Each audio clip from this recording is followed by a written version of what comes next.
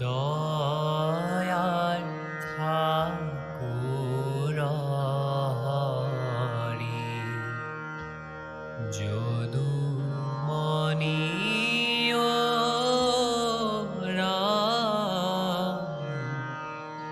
অধমে তোমার নাম ডাকে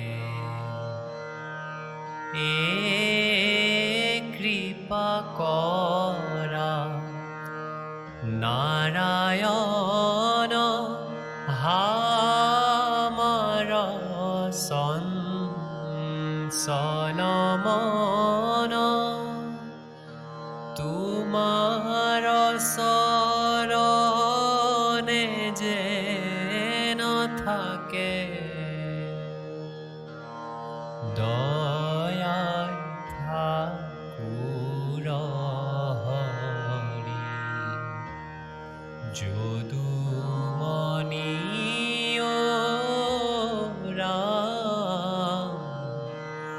অধমে তোমার নাম ডাকে। নমস্কাৰ। আজি আমি ভাগৱত কথাৰ পিছৰ খণ্ডলৈ আগবাঢ়িবলৈ লৈছোঁ। মহাভাৰতৰ যুদ্ধ শেষ হ'ল। কৌৰৱ হাৰিল আৰু পাণ্ডৱ জিকিল। কৌৰৱৰ শেষ সেনাপতি আছিল অশ্বত্থামা, আৰু অশ্বত্থামা আছিল কৌৰৱ পাণ্ডৱৰ গুৰু দ্ৰোণাচাৰ্যৰ পুত্ৰ। দুঃশাসনৰ ৰক্তপান হ'ল আৰু দুৰ্যোধনৰ উৰুভংগৰ হোৱাৰ পিছত দুৰ্যোধন মৃত্যুশয্যাত পৰি আছে। সেই সময়তে অশ্বত্থামাই ৰাতি আন্ধাৰৰ সুযোগ লৈ পাণ্ডৱৰ ছাউনীত সোমাল আৰু পাণ্ডৱ বুলি 5 পুৰুষক শুই থকা অৱস্থাত তেওঁ হত্যা কৰিলে।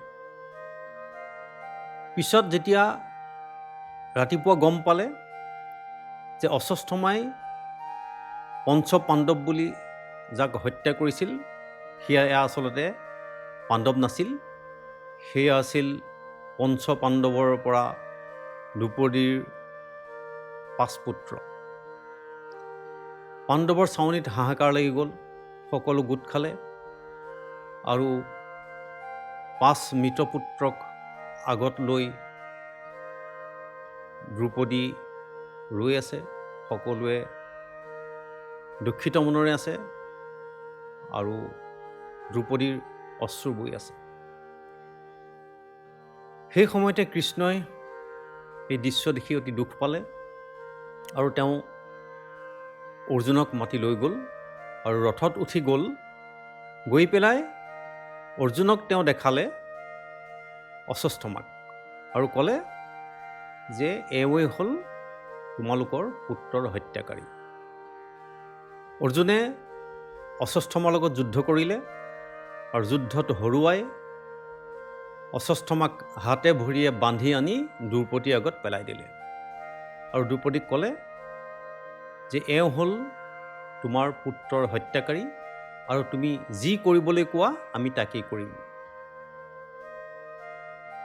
এতিয়া সেই মুহূৰ্তত চবে ভাবি আছে দ্ৰৌপদীয়ে কি ক'ব, আৰু দ্ৰৌপদীয়ে যদি এটা শব্দ উচ্চাৰণ কৰিলেহেঁতেন তেতিয়া অশ্বত্থামাৰ শিৰ দেহৰ পৰা আঁতৰি গ'লহেঁতেন।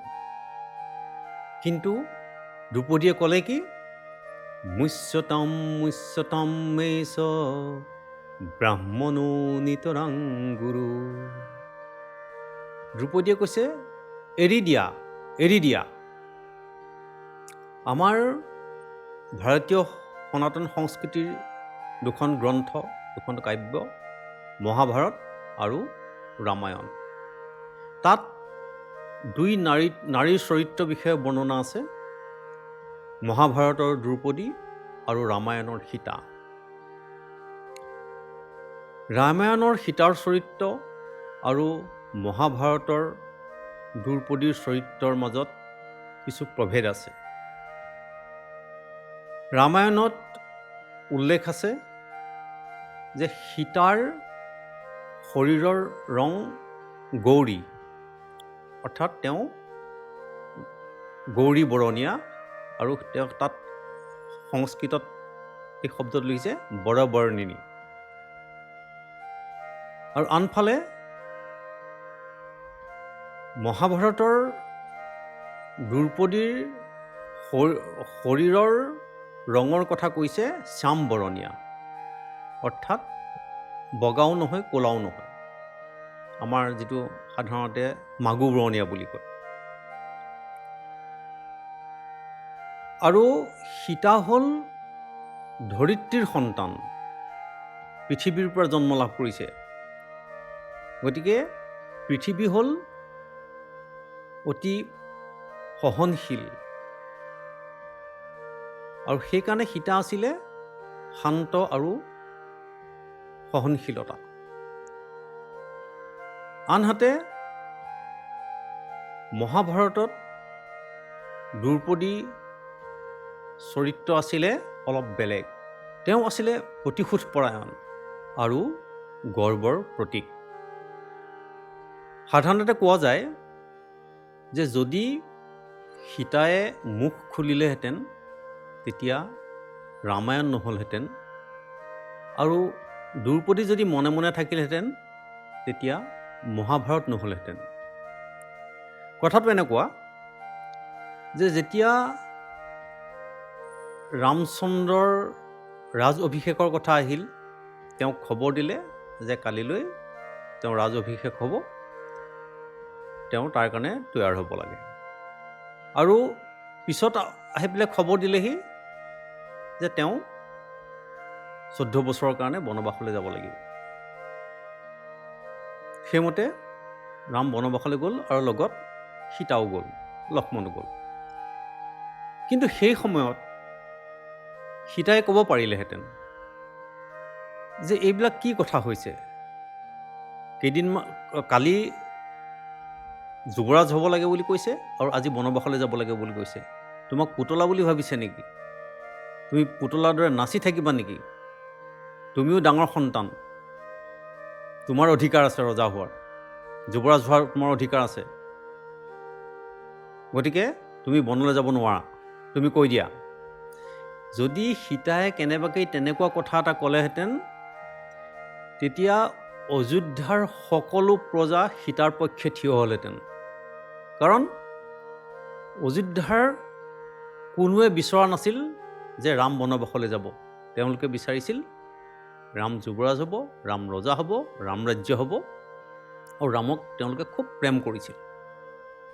গতিকে সীতায়ে তেনেকুৱা কথা কোৱা হ'লে ৰাম বনলৈ যাবলগীয়া নহ'লহেঁতেন, আৰু তেতিয়া ৰামায়ণ নহ'লহেঁতেন। আনফালে যদি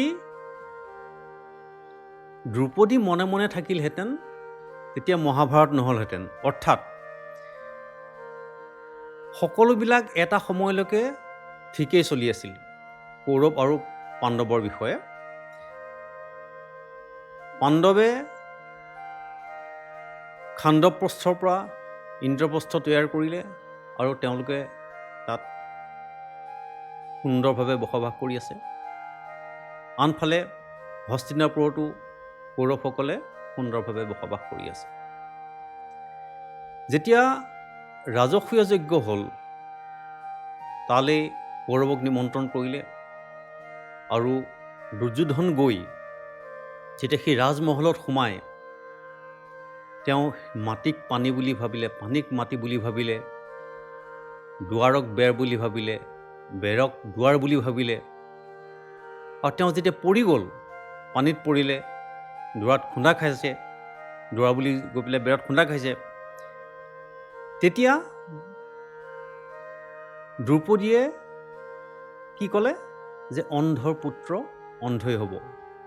এই কথা শুনাৰ লগে লগে দুৰ্যোধনৰ অহংকাৰ চুই গ'ল, আৰু তেওঁ সংকল্প ল'লে যে মোক অপমানিত কৰিছ, ময়ো এনেকুৱা অপমানিত কৰিম যাতে সমগ্ৰ পৃথিৱীয়ে সদায় মনত ৰাখে।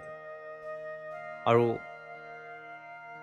সেয়ে হ'ল মহাভাৰতৰ যুদ্ধৰ মূল বীজ। আৰু তাৰ পৰাই দ্ৰৌপদীৰ বস্ত্ৰহৰণৰ দৰে এক ঘৃণনীয় তিৰস্কৃত এক অধ্যায় ভাৰতবৰ্ষৰ ইতিহাসত ৰচনা হ'ল।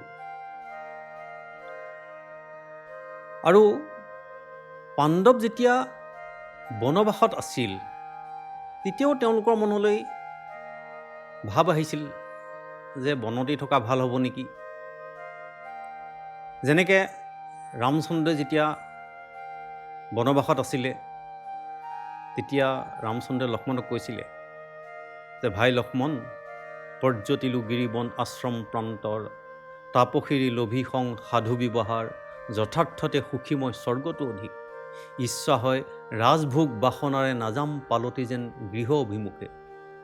তেতিয়া লক্ষ্মণে ৰামক বুজাইছিল, চাওক হয় আমি এই অৰণ্যত সাধুসন্তক লগ পাইছোঁ, অৰণ্যৰ পৰিৱেশ দেখি আমি মোহিত হৈ গৈছোঁ, কিন্তু আমি অকল আমাৰ কাৰণে চালেই নহ'ব, আমি ভৰতৰ কাৰণে ভাবিব লাগিব তেওঁ কেনে অৱস্থাত আছে, আমি মাতৃ কৌশল্যাৰ কাৰণে ভাবিব লাগিব, আমি অযোধ্যাৰ গোটেই প্ৰজাৰ কাৰণে চিন্তা কৰিব লাগিব, গতিকে আমি অযোধ্যালৈ ঘূৰি যাব লাগিব।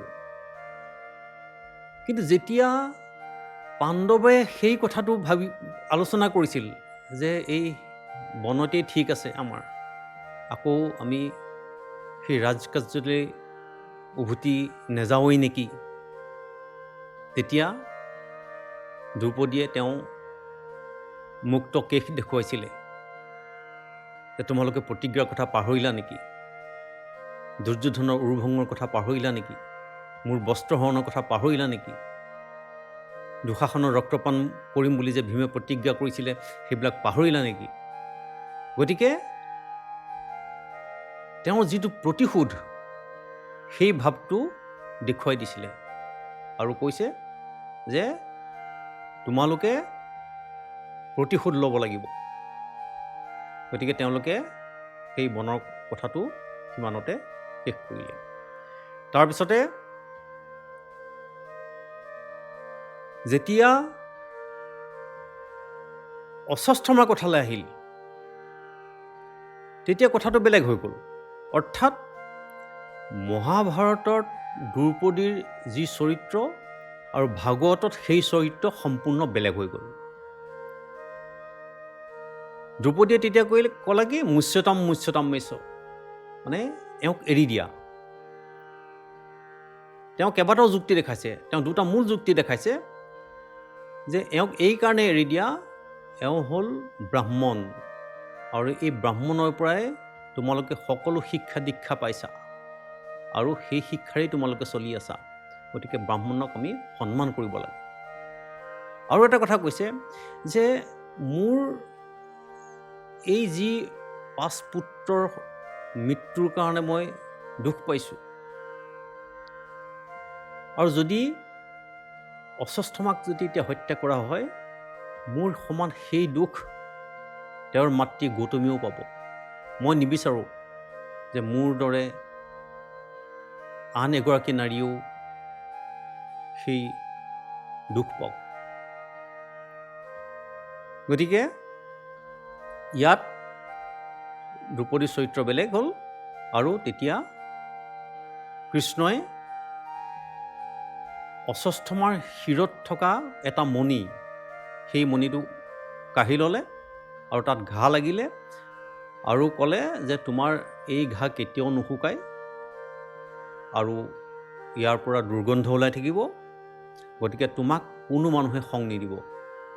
আৰু তাৰপাছত তোমাৰ এনেকুৱা অৱস্থা হ'ব যে তুমি ভাবিবা মৃত্যুৱে শ্ৰেয়, কিন্তু তোমাক মৃত্যুৱেও সংগ নিদিব। সেই বুলি কৈ অশ্বত্থামাক এৰি দিলে। যেতিয়া অশ্বত্থামাক এৰি দিলে তাৰপিছতে অশ্বত্থামাই দুখত ম্ৰিয়মান হ'ল আৰু তেওঁ প্ৰতিশোধ ভাৱটো আৰু বাঢ়ি গ'ল। তেনেকুৱা এটা প্ৰসংগ আহিলে যে যেতিয়া সকলো শেষ হৈ গ'ল যুদ্ধৰ, কৃষ্ণ দ্বাৰকলৈ যাবলৈ ওলাইছে, তেনেকুৱাতে অশ্বস্থমাই যিহেতু দুৰ্যোধনক অপাণ্ডৱ পৃথিৱী কৰিম বুলি কৈ থৈছিলে, সেইকাৰণে 5 পাত ব্ৰহ্মাস্ত্ৰ প্ৰয়োগ কৰিলে 5 পাণ্ডৱৰ কাৰণে। আৰু তেওঁ দেখিলে যে উত্তৰা গৰ্ভাৱতী, এই পাণ্ডৱৰ যদি মৃত্যু হয়, কিন্তু উত্তৰাৰ গৰ্ভত এক সন্তান আছে, আৰু সেই সন্তানে তেওঁলোকৰ বংশ ৰক্ষা কৰিব। সেই উত্তৰা হ'ল অভিমন্যুৰ পত্নী, যাক কৌৰৱে বেহুৰ মাজত সোমোৱাই অন্যায়ভাৱে হত্যা কৰিছিল। তেতিয়া অশ্বস্থমাই সেই উত্তৰা গৰ্ভৰ কাৰণেও এক ব্ৰহ্মাস্ত্ৰ প্ৰয়োগ কৰিলে। আৰু কৃষ্ণই দেখিছে যে পাণ্ডৱৰ কাৰণে সেই শৰে খেদি আহিছে, আৰু কৃষ্ণই চক্ৰই সেই শৰ সংহাৰ কৰিলে। ইফালে যেতিয়া উত্তৰাৰ গৰ্ভলৈ সেই শৰ নিক্ষেপ কৰিলে, উত্তৰায়ো দেখিছে যে তেওঁৰ ফালে এক অগ্নিপিণ্ডই খেদি আহিছে, আৰু তেওঁ সেই বিপদৰ সংকেত পাই তেওঁ কি কৰিম কি নকৰিম বুলি ভাবি তেওঁ ভগৱান কৃষ্ণক স্তুতি কৰিবলৈ ধৰিলে। আৰু তেওঁ যি স্তুতি কৰিছিলে সেই শ্লোকেই ভাগৱতৰ এক মহান শ্লোকত পৰিণত হ'ল। আৰু ভাৰতৰ বিভিন্ন জেগাত আজিও অনুষ্ঠান হিচাপে যেতিয়া মানুহৰ হঠাৎ কিবা বিপদ আহে, তেতিয়া সেই শ্লোকৰ দ্বাৰা অনুষ্ঠান কৰা নিয়ম আছে। আমাৰ যেনেকৈ মহাপুৰুষ শংকৰদেৱে কীৰ্তনত বিভিন্ন কীৰ্তন লিখি থৈ গৈছে, তাৰে আমাৰ গজেন্দ্ৰ উপাখ্যানৰ কীৰ্তন আমাৰ সাধাৰণতে যেতিয়া মানুহৰ কিবা বিপদ আপদ হয়, তেতিয়া সেই গজেন্দ্ৰ উপাখ্যানৰ কীৰ্তন দিয়াৰ নিয়ম আছে। আৰু সেই উত্তৰাৰ গৰ্ভ ৰক্ষা কৰিবৰ কাৰণে তেওঁ ভগৱানক যি মিনতি কৰিছিলে, সেই শ্লোকৰ দ্বাৰাও মানুহে এই অনুষ্ঠান কৰি সংকট মোচন কৰিবৰ কাৰণে তেওঁলোকে ভগৱানৰ কাষ চাপে। আৰু সেই শ্লোকটোত এনেকৈ লিখিছে, উত্তৰাই কৈছে যে পাহি পাহি মহায়োগীন দেৱ দেৱ জগৎপতে নান্যম তদভয় পশ্যে যত্ৰ মৃত্যু পৰস্পৰম। উত্তৰাই কৈছে পাহি পাহি, পাহি মানে ৰক্ষা কৰা, ৰক্ষা কৰা, ৰক্ষা কৰা। তেওঁ দুবাৰ শব্দটো প্ৰয়োগ কৰিছে। দুবাৰ শব্দটো যেতিয়া প্ৰয়োগ কৰিছে, যেতিয়া কোনো এটা শব্দ দুবাৰ প্ৰয়োগ কৰা যায় একেটা শব্দকে, সেইটোৰ বেছি আৱশ্যকতা বুজায়। যেনেকৈ আমি কোনোবা মানুহ এজনক মাতো, আমি ধৰক আমি যদু বুলি মাতিলোঁ কোনোবা এজনক, যদু। কিন্তু যদি কয় যদু যদু দুবাৰ যেতিয়া কোৱা যায়, তাৰমানে তাৰ গুৰুত্বটো বাঢ়ে, আৱশ্যকতাটো বেছিকৈ বাঢ়ে। সেইকাৰণে উত্তৰাই সেই মুহূৰ্তত কৃষ্ণক কৈছে পাহি পাহি, ৰক্ষা কৰা, ৰক্ষা। মহায়োগীন, তুমি হ'লা মহাযোগী, অৰ্থাৎ মোক ব্ৰহ্মাস্ত্ৰৰে প্ৰহাৰ কৰিবলৈ আহিছে, আৰু সেই ব্ৰহ্মাস্ত্ৰ মহাশক্তিমান, আৰু সেই শক্তি দিছে ব্ৰহ্মাই। গতিকে তোমাৰ যোগ শক্তিৰেহে মোক ৰক্ষা কৰিব পাৰিবা, যিহেতু তুমি হ'লা মহাযোগী। পাহি পাহি মহায়োগেন দেৱ দেৱ জগৎপতি, তুমি দেৱতাৰো দেৱতা, ব্ৰহ্মাৰো দেৱতা তুমি। গতিকে ব্ৰহ্মাৰ অস্ত্ৰ নিবাৰণ কৰিবলৈ হ'লে ব্ৰহ্মাতকৈ তলৰ দেৱতা হ'লে নহ'ব। গতিকে দেৱতাৰো দেৱতা তুমি কৃষ্ণ, গতিকে তুমি মোক ৰক্ষা কৰা। জগৎপতে, তুমি হ'লা জগতৰ পতি। নান্যম তদভয় পশ্যে, তোমাৰ বাহিৰে আৰু মোৰ অভয়দাতা কোনো নাই। যত্ৰ মৃত্যু পৰস্পৰম, বাকী সকলোবিলাকে আনৰ মৃত্যু হিচাপেহে থিয় হৈ আছে। অৰ্থাৎ সকলোৱে শোষণ কৰে, পোষণ কৰা অকল মাত্ৰ তুমি। সেই স্তুতি কৃষ্ণই শুনিলে, শুনি পেলাই কৃষ্ণ আহি উত্তৰাৰ গৰ্ভত প্ৰৱেশ কৰিলে আৰু উত্তৰাৰ গৰ্ভত প্ৰৱেশ কৰি তেওঁ সেই গৰ্ভস্থ সন্তানক ৰক্ষা কৰিলে। তাৰপিছত আমি জানো যে সেই উত্তৰাই যি সন্তান জন্ম দিলে